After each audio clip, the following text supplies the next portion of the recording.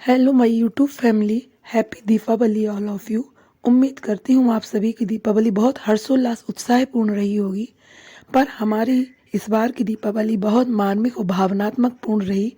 इसका वर्णन शब्दों में करते हुए मैं बहुत भावपूर्ण अश्रुपूर्ण हो रही हूँ। कैसी रही हमारी दीपावली, यह जानने के लिए आप बने रहिए मेरे पूरे ब्लॉग के साथ। इस दीपावली में मेरे पति और पुत्र का मिलन बहुत मार्मिक और अश्रुपूर्ण हुआ। उस पल को मैं शब्दों के माध्यम से आपके सामने चित्रित कर रही हूँ। हमारे यहाँ दीपावली का त्यौहार 13 तारीख को था और ये चित्रण 12 तारीख से शुरू हुआ था। वाकया यूँ हुआ था कि पतिदेव को दीपावली के पूजन के लिए अपने घर यानी मेरे ससुराल जाना था और वहाँ घर से बुलावा आया हुआ था, तो निश्चित है कि वो वहाँ जाएंगे और साथ में मुझे और मेरे पुत्र को भी जाना था। पर मेरा स्वास्थ्य अस्वस्थ था और मेरे ससुराल की दूरी जबलपुर से 220 किलोमीटर दूरी पर है, तो इतना सफ़र करना मुश्किल था मुझे। और यहाँ पर घर में भी दीपावली की पूजन होनी थी, पतिदेव के ऑफिस में भी पूजन होनी थी। बस इसी विचार से मैं घर में रुक गई। और यह तो हर गृहिणी का कर्तव्य है कि घर आंगन त्योहार पर सूना ना रहे। जहाँ पर हम 365 दिन रहते हैं और जहाँ से हमारी रोजी रोटी जुड़ी हुई है, वहाँ भी दीपक जलाना ज़रूरी था। दीपावली साल भर का सबसे बड़ा त्यौहार है और बिना दीपक जलाए घर यूं ही तो नहीं छोड़ सकते हैं हम। ऐसा नहीं है कि मैं पहले कहीं नहीं जाती थी, पर कभी पूजन करके या कभी उसके पहले। पर जब मुझे पता लगा कि त्योहार पर घर सूना नहीं छोड़ना चाहिए, घर में कम से कम एक दीपक जलना चाहिए, बस इसी विचार से फिर मैं रुक गई। और निश्चित हुआ कि पतिदेव पूजन के लिए घर परिवार में जाएंगे और मैं और मेरा बेटा पूजन के लिए यहीं रहेंगे और हम लोग अपनी अपनी जगह मुहूर्त पर पूजन करेंगे। मन में बार बार यही विचार आ रहा था कि घर में घर के मुखिया ना होंगे तो हम कैसे त्यौहार मनाएंगे। जब तक सारा परिवार एक साथ ना हो तो कोई त्यौहार त्यौहार सा नहीं लगता। घर के मुखिया के बिना क्या दीपावली, क्या होली, क्या कोई त्यौहार होता है। इस चीज़ का दर्द हम लोग बहुत अच्छे से महसूस कर रहे थे। फिर भी अब जो फिक्स था वो तो होना ही था, उनको जाना ही था। और इसी बात पर विचार करते करते मैं मीठा तैयार करती हूँ और पतिदेव को भारी मन से नम आँखों से हम लोग विदा करते हैं। पर उनकी कमी मुझे और मेरे पुत्र को अकेलापन का एहसास करा रही थी, जो शब्दों में बयां नहीं कर सकती। मान ऐसा लग रहा था मानो कोई हमारी अनमोल वस्तु हमसे छीन रही हो। और इस तरह से हमारा 12 तारीख का दिन भोजन मन से कटता है और शुरू होता है 13 यानी कि दीपावली का दिन। और घर में हम दोनों ही थे, मैं और मेरा पुत्र। हम दोनों सुबह सुबह तैयार होते हैं मंदिर जी जाने के लिए, क्योंकि मंदिर जी में आज निर्वाण लाडू का महोत्सव है और दीप प्रज्वलन होना है। तो हम लोग घर से दीपक तैयार करके मंदिर जाते हैं। पर वहाँ पर अपने पिता को याद करते करते बेटे की आंखें नम हो रही थीं और उसकी आंखों की नमी देखकर मुझे भी दुख हो रहा था। बेटा घर आ गया और मैं पूजन के लिए मंदिर जी में रुक गई। इसी बीच पिता पुत्र की बात हुई होगी। बेटा पिता के लिए बहुत विवल हो रहा था।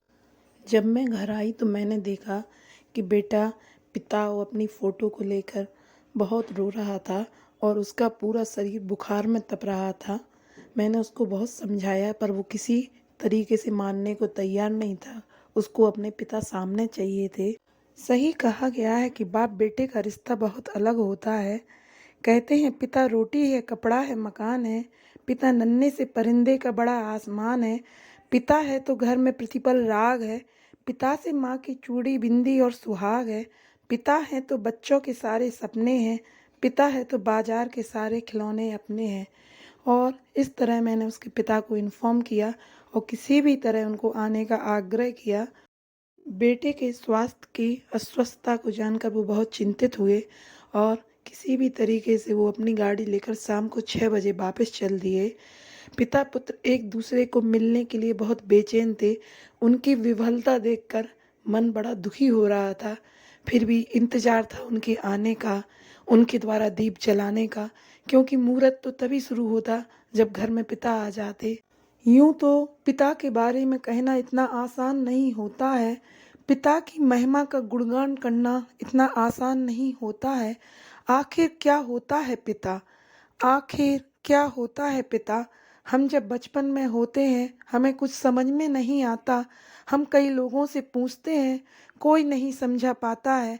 लेकिन केवल पिता ही होता है जो हमें हर बात समझा सकता है।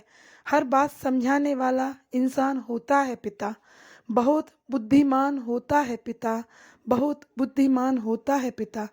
जो भी चीज़ हम मांगते हैं जीवन में, जो भी ख्वाहिश करते हैं, जो भी डिमांड करते हैं पिता से, वो हर चीज़ दिलाने वाला इंसान होता है पिता। बहुत धनवान होता है पिता। बहुत धनवान होता है पिता। हमारे ऊपर आने वाली तमाम मुसीबतों को लेकर उनसे लड़ने वाला इंसान होता है पिता। बहुत बलवान होता है पिता। जो भी मुसीबतें आती हैं उन सारी मुसीबतों को दूर कर देने वाला इंसान होता है पिता। शक्तिमान होता है पिता। अगर मैं संक्षेप में कहूँ तो वास्तव में भगवान होता है पिता। आज मैंने इस कविता में बस पिता के बारे में छोटी सी व्याख्या की है। मुझे मालूम है कि पिता की व्याख्या करना इतना आसान नहीं होता है।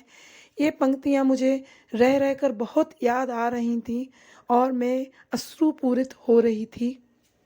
इसके बाद 10 बजे के करीब बेटे के पिता आए और पिता बेटे ने एक दूसरे को बहुत प्रेम किया। और जब बेटे के मन में खुशहाली आई और बहुत प्रसन्नता आई और इस प्रकार के मिलन के बाद हम लोगों की आंखें अश्रुपूरित हो गई थी। अब हमें त्योहार सा नज़र आने लगा था और हमने दीपावली के पूजन की तैयारी शुरू की।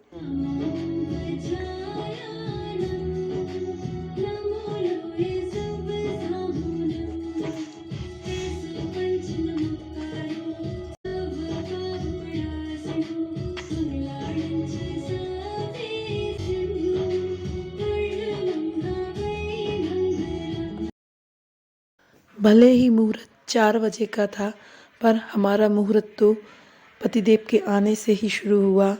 और यहाँ मैं पूजन की तैयारी करती जा रही थी और एक एक पूजन में उपयोग होने वाली वस्तु पतिदेव को देती जा रही थी। और इस तरीके से हमने पूजन की शुरुआत की।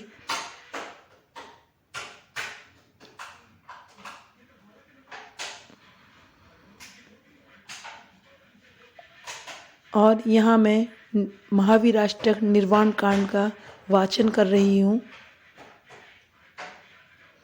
और यहाँ पर पिता पुत्र ने साथ बैठकर दीप प्रज्वलन का कार्यक्रम शुरू किया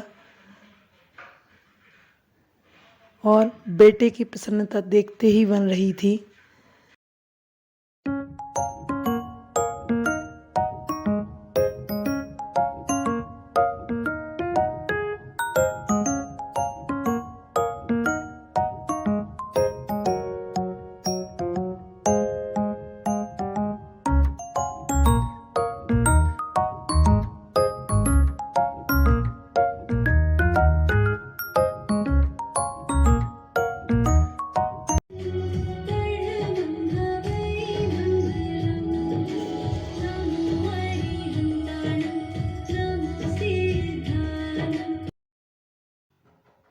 सच कहते हैं, वास्तव में पूजन परिवार के साथ ही करने में आनंद आता है।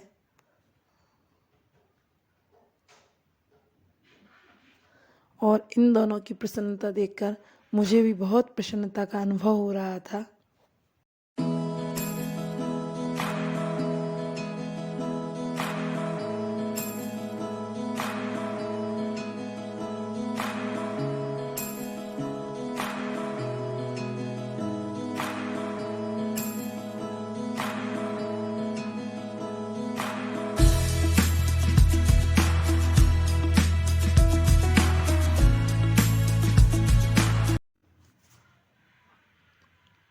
और इस तरह हमारे यहाँ भी दीपावली का पूजन संपन्न हुआ।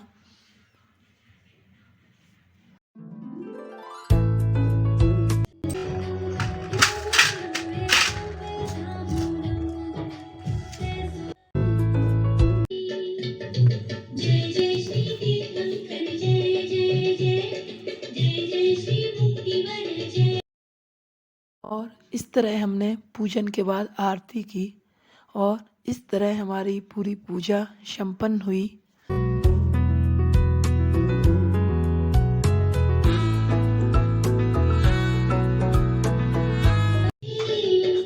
सब जीवों का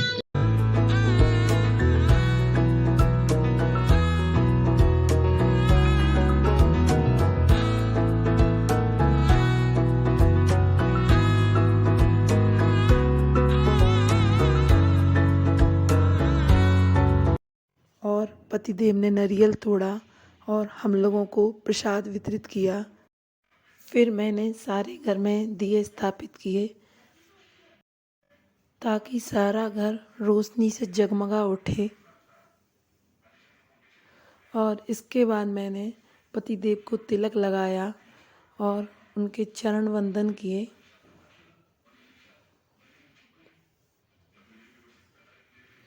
और उनका आशीर्वाद प्राप्त किया। इस तरीके से मेरी पूजा संपन्न हुई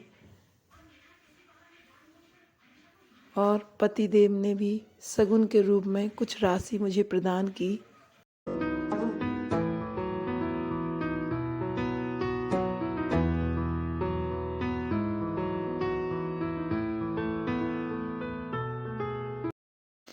फिर बेटे ने पिता के चरण वंदन किए और उनका आशीर्वाद प्राप्त करते हुए कुछ शगुन के रूप में राशि प्राप्त की।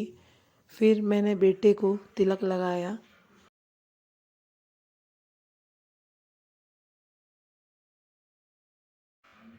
और बेटे ने मेरे चरण वंदन किए और मैंने उसे आशीर्वाद के साथ कुछ राशि प्रदान की। और हमने आपस में ये संकल्प लिया कि त्योहार पर हम लोग एक साथ रहेंगे और कहीं भी जाना होगा एक साथ जाएंगे। इस तरीके से हमारी ये दीपावली की पूजन संपन्न हुई। एक बार आपको पुनः हैप्पी दिवाली।